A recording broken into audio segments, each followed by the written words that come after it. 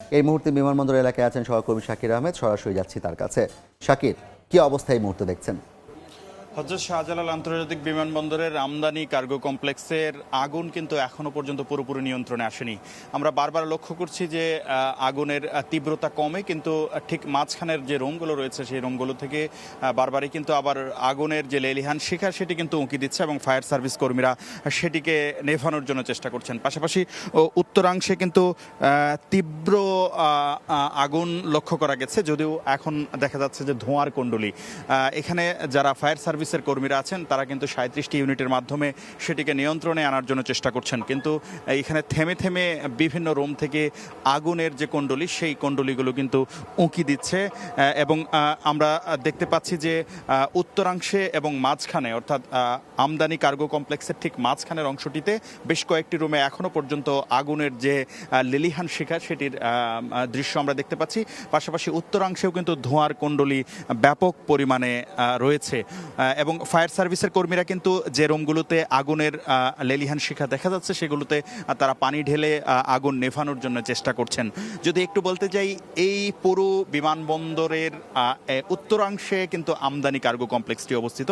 সেই ক্ষেত্রে পুরো বিমান চলাচলের উপরে তেমন কোনো প্রভাব না পড়লেও আমরা কিন্তু দেখতে পেয়েছি যে এখানে পুরো আকাশটি কিন্তু ধোঁয়ার কুণ্ডলীতে ছেয়ে গেছে, যার কারণে বিমান ওঠানামার ক্ষেত্রে যে সমস্যাটি হয় সেটিকে কেন্দ্র করে কিন্তু এখন পর্যন্ত 9টি বিমান এই শাহজালাল আন্তর্জাতিক বিমানবন্দরে অবতরণ করতে পারেনি। যেগুলো শাহজালাল আন্তর্জাতিক বিমানবন্দরে অবতরণের কথা ছিল সেগুলো কিন্তু আমরা দেখতে পেয়েছি পরবর্তীতে চট্টগ্রামের হযরত শাহ আমানত এবং সিলেটের ওসমানী বিমানবন্দরে অবতরণ করেছে। পাশাপাশি এখান থেকে যে ফ্লাইটগুলো ছেড়ে যাওয়ার কথা ছিল সেই ফ্লাইটগুলো কিন্তু বিলম্বে ছেড়ে যাচ্ছে। বিমানবন্দর কর্তৃপক্ষ কিন্তু বেশ কয়েকটি ফ্লাইট বিলম্বে ছেড়ে যাওয়ার সংবাদ জানিয়েছে। সুতরাং অগ্নিকাণ্ডটি এক পাশে হলেও পুরো বিমানবন্দরের যে ব্যবস্থাপনা সেটিতে কিন্তু বেশ খানিকটা ব্যাঘাত ঘটেছেই বলতে হয়। পাশাপাশি এখানে যে মালামালগুলো রয়েছে সেই মালামালগুলো পুরোপুরি পুড়ে ছাই হয়ে গেছে এমন কিন্তু আশঙ্কা করছেন আমদানিকারকরা, এবং তারা বলছেন যে দীর্ঘ প্রক্রিয়ার মাধ্যমে বিশ্বের বিভিন্ন প্রান্ত থেকে তারা এই জিনিসগুলো এখানে আনেন এবং পরবর্তীতে তারা তাদের হাতে পেতে যে প্রক্রিয়াটি সেটি কিন্তু মূলত এই কার্গো কমপ্লেক্সে সম্পন্ন হয়।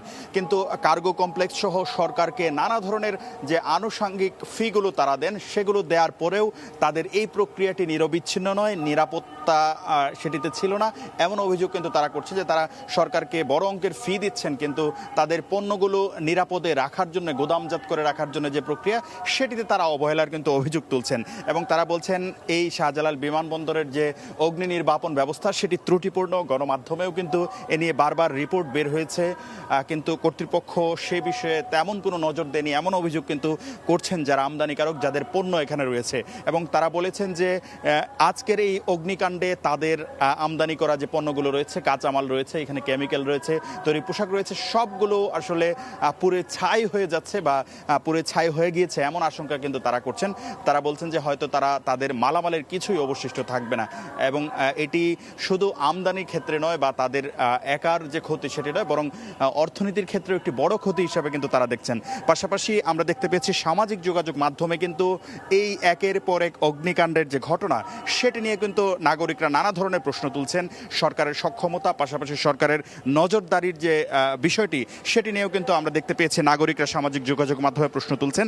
তারা বলছেন যে একের পর এক দুর্ঘটনা, অর্থাৎ রাজধানীর মিরপুরের পর চট্টগ্রামে একই ধরনের অগ্নিকাণ্ডের ঘটনা, এবং সবশেষ হযরত শাহজালাল আন্তর্জাতিক বিমানবন্দরের আমদানি কার্গো কমপ্লেক্সের মতো একটি অর্থনৈতিক হাবে এই ধরনের দুর্ঘটনা বা এই ধরনের অগ্নিকাণ্ড যেটি রয়েছে সেটির পিছনে ষড়যন্ত্র থাকতে পারে। তারা এটিকে নাশকতাও কিন্তু বলছেন সামাজিক যোগাযোগ মাধ্যমে বিভিন্ন নাগরিকরা, এবং তারা বলছেন সরকারের পক্ষ থেকে যেন এটি খতিয়ে দেখা হয় এবং এই ধরনের অর্থনৈতিক যে জোনগুলো রয়েছে বা গুরুত্বপূর্ণ অবকাঠামো থেকে শুরু করে স্থাপনা এবং দেশের যে গুরুত্বপূর্ণ বিভিন্ন প্রতিষ্ঠান রয়েছে এবং অবকাঠামো রয়েছে সেগুলো যেন নিরাপত্তা নিশ্চিত করা হয়।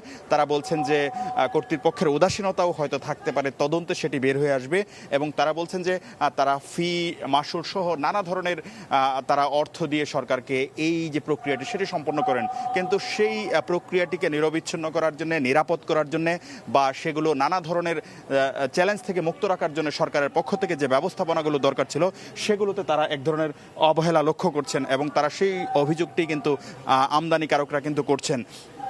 যে তাদের পণ্যগুলো সংরক্ষণ গোদামজাত করার থেকে শুরু করে এই তাদের হাতে পৌঁছানোর যে প্রক্রিয়া, সেই প্রক্রিয়াটির মাঝামাঝিতে এসে আসলে এক ধরনের অবহেলার কারণে তাদের এই পণ্যগুলো আসলে আজকে ক্ষতির সম্মুখীন হয়েছে, এমন কথাও কিন্তু তারা বলছেন, এমন অভিযোগ তারা করছেন। পাশাপাশি সামাজিক যোগাযোগ মাধ্যমে নাগরিকরাও কিন্তু আশঙ্কার বিষয়টি করছেন যে এটি কোনো ধরনের নাশকতা হতে পারে। বিশেষ করে বাংলাদেশের এই স্পটগুলো, বিশেষ করে তৈরি পোশাক শিল্প সহ নানা ধরনের যে অঞ্চলগুলো রয়েছে সেগুলোর নিরাপত্তা নিয়ে একটি প্রশ্ন তৈরি করার একটি অপচেষ্টা হয়তো কোনো মহলের কোনো দেশের থাকতে পারে, এমন আশঙ্কাও কিন্তু আজকে সামাজিক যোগাযোগ মাধ্যমে স্ট্যাটাস দিয়ে অনেকেই করছেন। এবং তারা বলছেন যে সরকারের সক্ষমতার অভাব নাকি সরকারের উদাসীনতা এই কাজগুলো হচ্ছে, সেই বিষয়টি নিয়ে তারা নানা ধরনের তাদের যে ক্ষোভ সেটি প্রকাশ করছেন। আমরা দেখতে পেয়েছি ফায়ার সার্ভিসের কর্মীরা কিন্তু তাদের প্রাণান্তকর চেষ্টার মাধ্যমে 36 থেকে 37টি ইউনিট নিয়োজিত করে তারা কিন্তু প্রাণান্তকর চেষ্টা করছেন এই আগুনটিকে নিয়ে আসার জন্য। এবং এই ফায়ার সার্ভিসের সঙ্গে আমরা দেখতে পেয়েছি বিভিন্ন বাহিনীর সদস্যরা, বিশেষ করে আইএসপিআর এর পক্ষ থেকে জানানো হয়েছে সেনাবাহিনীর সদস্যরাও যুক্ত হয়েছেন। এবং আমরা দেখতে পেয়েছি এখানে উদ্ধার কার্যক্রমে বর্ডার গার্ড বাংলাদেশ বিজিবির সদস্যরাও কিন্তু প্রাণান্তকর চেষ্টা করছেন। কিন্তু যেহেতু এখানে কেমিক্যাল থাকার একটি বড় সম্ভাবনায় রয়েছে এবং অনেকে বলছেন যে কেমিক্যাল আছে তাদের বিদেশ থেকে আমদানি করা, পাশাপাশি ওষুধের কাঁচামাল আছে যেগুলো দাহ্য পদার্থ, যেগুলো আগুন ছড়িয়ে যাওয়ার ক্ষেত্রে বা আগুন জ্বলার ক্ষেত্রে বড় ধরনের সহায়ক যে পদার্থগুলো সেগুলো রয়েছে দাহ্য পদার্থ, যার কারণে আসলে এই আগুনের দীর্ঘস্থায়িত্ব বা এই আগুনটা নিভাতে গিয়ে ফায়ার সার্ভিস কর্মীদেরকে ব্যাগ পেতে হচ্ছে। এবং আমরা বারবারই লক্ষ্য করছি যে এক সময় হয়তো ধোঁয়ার কুণ্ডলী ছাড়া কিছুই দেখা যাচ্ছে না, তখন হয়তো আমরা ভাবছি যে আগুনটি হয়তো অনেকটা নিয়ন্ত্রণে এসেছে, কিন্তু পরক্ষণে কিন্তু আমরা দেখতে পেয়েছি কোনো একটা রুম থেকে আবার সেই আগুনের লেলিহান শিখা উঁকি দিচ্ছে।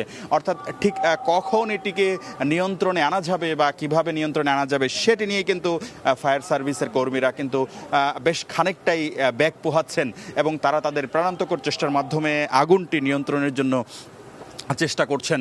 পাশাপাশি আমদানিকারকরা তাদের এই ক্ষতি নিয়ে নানা ধরনের আশঙ্কা করছেন। তারা বলছেন যে আজকের এই অগ্নিনির্বাপনে পানি দিয়ে আসলে আগুনটি নেভানোর কারণে কিছু পণ্য বা তাদের আমদানি করা কিছু জিনিস বেঁচে গেলেও কিন্তু এগুলো আসলে তারা ঠিক ব্যবহার করতে পারবেন কিনা বা এগুলোর মান নিশ্চিত থাকবে কিনা সেটা নিয়েও তারা নানা ধরনের আশঙ্কা প্রকাশ করেছেন। সব মিলিয়ে এক ধরনের আশঙ্কার পাশাপাশি এটিকে নানা ধরনের অপকৌশল বা ষড়যন্ত্র হিসাবেও দেখছেন কেউ। তো এই ছিল আমার কাছে হযরত শাহজালাল আন্তর্জাতিক বিমানবন্দরের কার্গো কমপ্লেক্স থেকে যে অগ্নিকাণ্ড সেটির সর্বশেষ খবরাখবর। সরাসরি যুক্ত ছিলাম হযরত শাহজালাল আন্তর্জাতিক বিমানবন্দরের সামনে থেকে, জানছিলাম সেখানকার অগ্নি নির্বাপনের সর্বশেষ খবর।